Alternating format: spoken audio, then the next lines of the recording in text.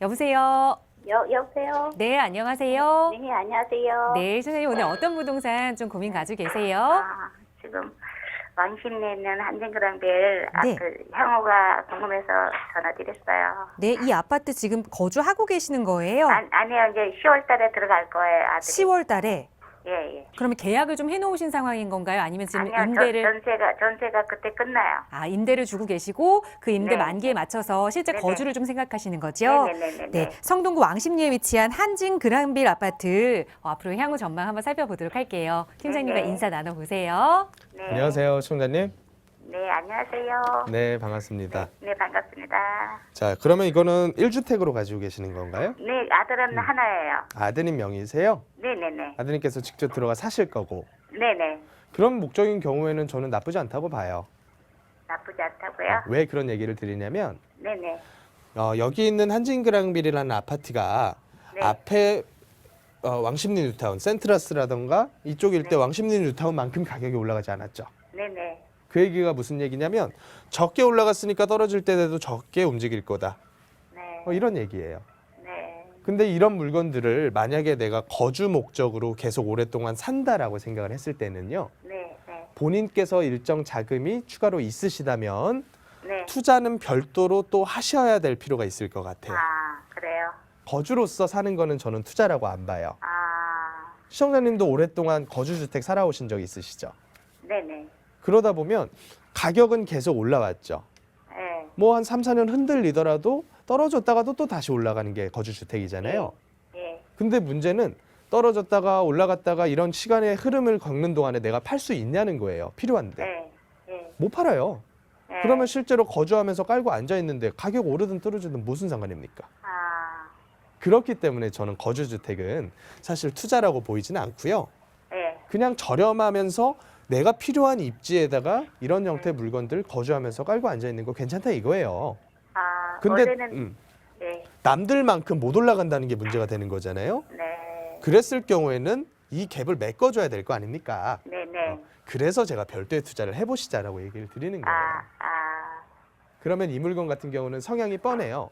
연식은 이제 조금씩 늙어가고 있고요. 네. 근데 세대 수도 적고 용적률도 목 끝까지 차서 네. 재건축에 대한 기대는 해볼 수가 없어요. 네. 그렇기 때문에 이 물건 같은 경우는 기울기가 상당히 낮게 흘러갈 거예요. 올라갈 때도 적게 올라가고 떨어질 때도 적게 떨어지고. 그러면 투자로서는 별 재미가 없다라는 거죠. 예. 그렇기 때문에 별도의 투자는 하실 필요가 있다. 그래요? 그러면 어떤 형태의 투자를 하는 게 가장 좋을까? 제가 네. 오늘도 그래요.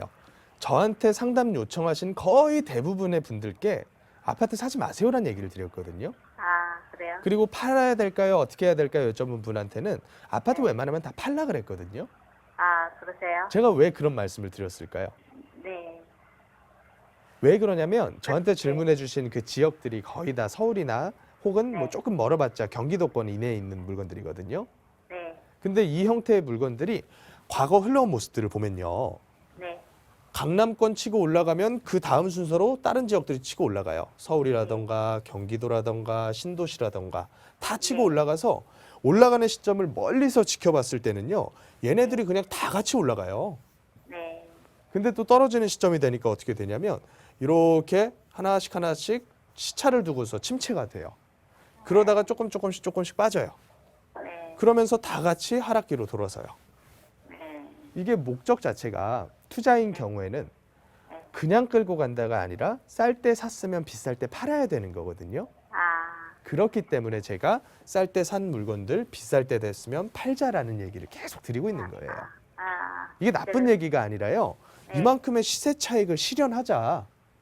내 손에 쥐어야 내 돈 아닙니까? 네. 투자는 이런 식으로 하는 게 맞지 않을까 싶어요. 네. 그래서 아드님께도 이런 부분에 대한 마인드를 좀 적용을 해주실 필요가 있으실 것 같고요. 네. 이해가 다 되셨나요? 네. 네. 네, 오늘 여기까지만 좀 아니 정리하겠습니다. 그리고 네. 또 주공 그 17단지 하나 말씀드렸는데 어떤 주공 아파트요? 17단지 주공 어떤 15평. 주공? 어떤 주공이요? 창동. 창동 주공 아파트요? 네. 가지고 계세요, 그 물건도?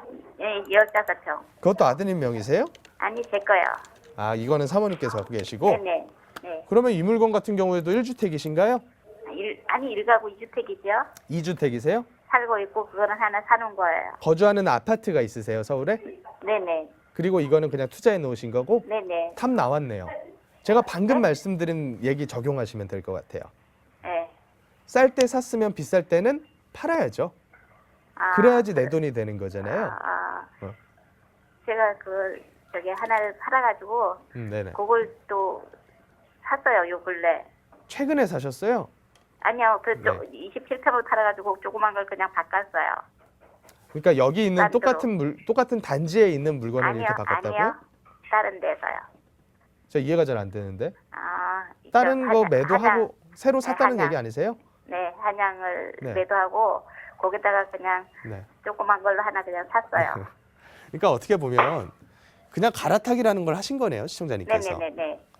제가 봤을 때는 이 물건 같은 경우는 시청자님이 그냥 보유에 대한 부담 없으시면 끌고 갈 수밖에 없을 것 같은데요. 최근에 사셨으면. 예예. 이게 가액대가 상당히 작게 잡히는 물건이어서 차라리 다행이에요. 네네. 가액대가 작게 잡혀서 보유세 네. 부분에서 강남 아파트라던가 비싼 거 끌고 가는 것보다는 좀 안전할 수가 있거든요. 예. 그래서 최근에 계약하셨으니까 이 물건은 네. 단타로서 빠져나올 생각은 하지 마시고요. 네. 어쩔 수가 없습니다. 장기로 끌고 갈 수밖에 없게 돼버린 것 같아요. 그래요. 그래서 재건축에 대한 이슈는 사실 다른 지역들보다 수익성이 많이 좋지는 않아요. 뭐 예를 근데- 들어서 얘가 목동보다 재건축 사업성이 좋을 수는 없잖아요. 네네. 그래서 그런 점 감안하시고 그냥 네. 최근에 계약한 물건이니까 쭉 끌고 가보시자라는 얘기를 드릴게요. 네, 감사합니다. 네, 감사합니다.